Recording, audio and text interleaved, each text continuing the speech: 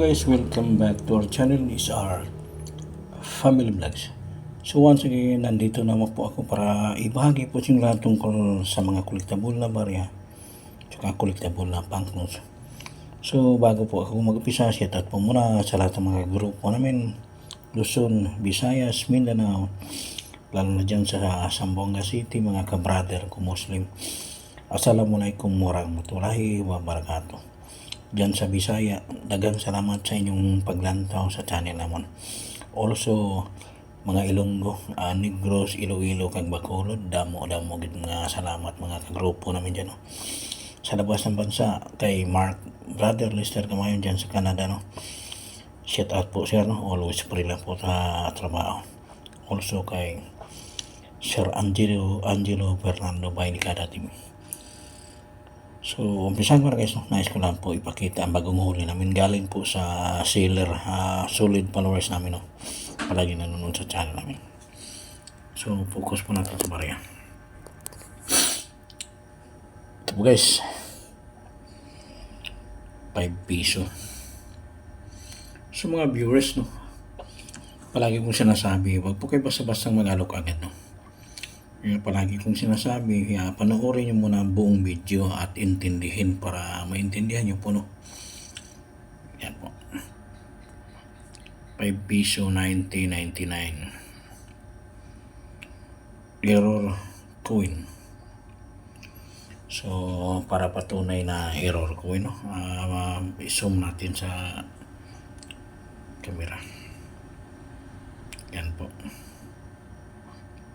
Sa number 5, double die error or doubling error, tsaka sa year, no? Tapos sa bawat titik may pagka-doubling error din, no? Also dito guys, sa taas, yan ang bibihira lang talagang mangyari mga ganitong error, putol. Tapos yung kaputol napunta dito, no? Yan po ang tinatawag na mint error. Tsaka dito sa gilid may pagka doubling din, no? Yan, no?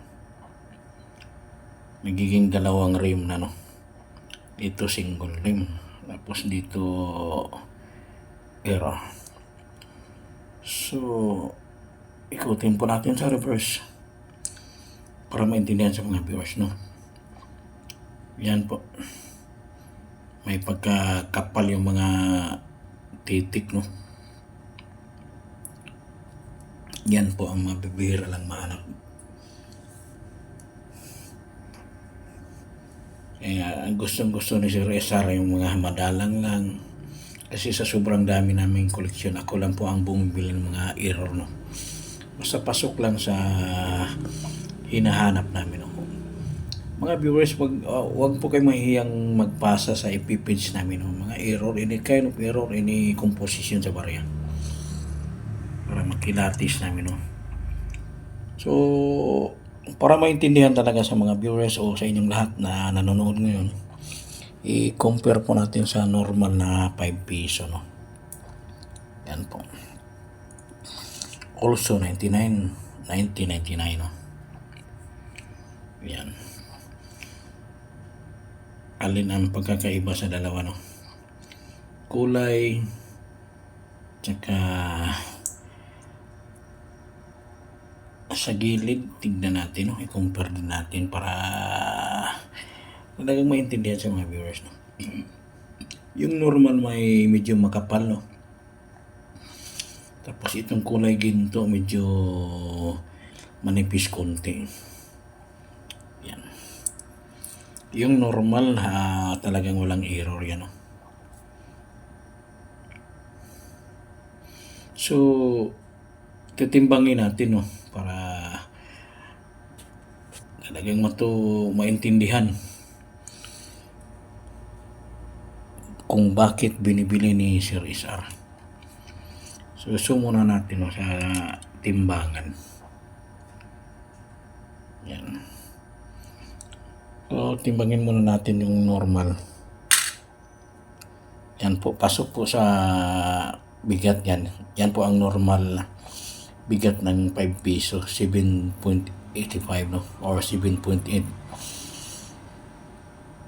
So, compare natin ang isa na talagang nabibili namin, no. Manipis, pero yung bigat guys, yan patunay, 8.91, no. So, mas mabigat siya ng sobra 1 gramo, no. 1.1 grams ang bigat, no. Pwede siyang tawagin wrong planchet, no. Yan ang bibihira lang mahanap. Manipis, mabigat yung timbang, no. Parang ginto, no. Hindi normal to. Ito po ang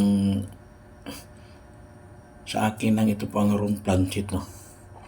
Minsan naubusan sila sa metal o gumagamit sila mga ganitong ibang kulay, no. Kulay tanso, no. Yan po guys, no. Patunay talagang ni isa-isa ko na guys, no. Hindi naman magkaparehas yung bigat tsaka sa gilid. Yan. Tapos with error pa. Yan ang mahal.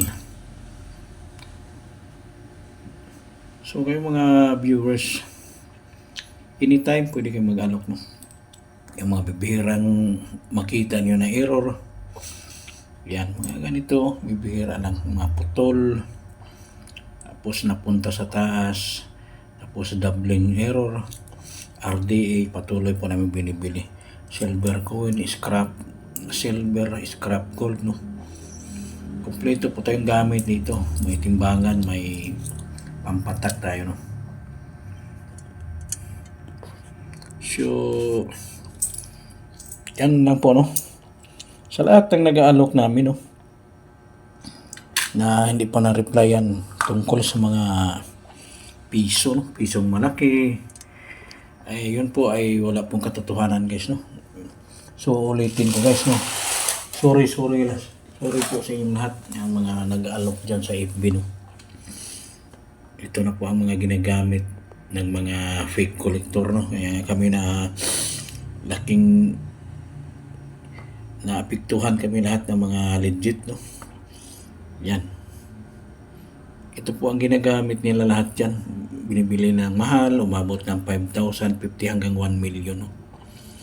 Ito kay Coin Master, palagi kong iniulit yan, no. Marami dyan, nagkausbungan na, no. Kaya kawawa ang mga viewers dyan, sana mga baguhan, no. Huwag po kayong palagi umaasa sa mga ganyang modus nila. Tapos kailangan mapapalo and share. Yan po ay wala pong katotohanan. Guys, kami dito kahit hindi na kami naghahabol ng follow and share. Kasi yung kita namin, sariling sikap, sariling puhunan. Hindi galing sa panuloko ng kapwa natin, no. Kami bumibili sariling pera, hindi pa kailangan na mag-follow and share kayo. Depende sa inyo. Pag nagustuhan yung video namin, pwede naman kayong mag-follow para marami dong nanonood na talagang legit po kami, no. Para mabawasan yung mga modus sa mga fake collector, palaging bumibili ng malaking piso. Ganito. Ito po ay wala pong katotohanan, no. So kami lang guys, minsan pag depende sa amin, pag bumibili ka ng mga ganito, ang tamang halaga dito guys, depende pa sa kondisyon, no. 5 piso to hanggang 20 piso lang. Yan po ang totoo guys. Alam na mga legit collector yan, eh. Kaya dapat mga legit, magkaisa po tayo para puksain na lahat ng mga fake collector dyan sa FB, no. Naawang-awa na talaga ako sa mga viewers, no. Palaging umaasa sa kanila. Tapos palaging sinasabi nila, kailangan follow and share. Tapos doon daw sila magpili sa comment section, no. Yan po ay kalukuhan, no. Wala pong katotohanan. palagi nilang sinasabi, ito pong ginagamit nila paulit-ulit. Yan. Sana mga viewers, no, imulat yung mga mata nyo. Bakit magit nyo yan? Ba't paulit-ulit? Kasi kayo, paulit-ulit di kayo umaasa hanggang sus naku po. Maawa po kayo sa sarili nyo, mga viewers. Huwag kayo umaasa ng mga ganyang mga fake collector, binibiling mahal. Kami dito ay nagbibigay lang tamang impormasyon. Hindi kami naghabol ng follow and share. Sinasabi namin ang katotohanan dito guys para sa inyong lahat. Sana matututo kayo. Kaya iniisa-isa ko dito para maintindihan nyo. Kailangan may sarili kayong gamit, no? Para malaman nyo kung anong komposisyon ng hawak yung barya, no? Kasi palagi nilang sinasabi silver, hindi naman silver to guys, no? Ito po ay copper nickel with aluminum lang, no? Kaya kulay silver. Minsan kolektor binibili 3 piso lang o minsan nga 4 kilo. Kasi hindi naman mahalaga sa amin to. For collection lang, no? Wala namang halong pilak yan, no? Sana matututo na kayong mga viewers, no? Huwag kayo palaging umaasa sa mga ganyan, no? Lalo na sa mga commemorative, no? Also commemorative, no? Yan. Maraming mga vlogger dyan, mga bulang vlogger. Yan si Sir Isar ay nagbibigay lang man tamang impormasyon. Nandito lahat yung mga sinasabi nila. 15,000 per piraso. Ito po ay mahirap na makabuo ng ganito. Hindi puro salita si Sir Isar. Yan po ay patunay. Talagang legit po tayo, no? Hindi po tayo nagyayabang. Ito binibili nilang mahal. Isang seat, 50K. Hindi ko lang muna babanggitin yung mga pangalan dyan. May araw na rin yan, babanggitin ko na talaga. Isa-isahin ko na sila lahat yan. Sana mga legit magkaisa po tayo, no? Shout out po sa inyo lahat. Dapat magtulong-tulungan po tayo, no? Para sa mga kababayan natin. Kawawa na mga kababayan natin, no? Palaging pinapaasa nila.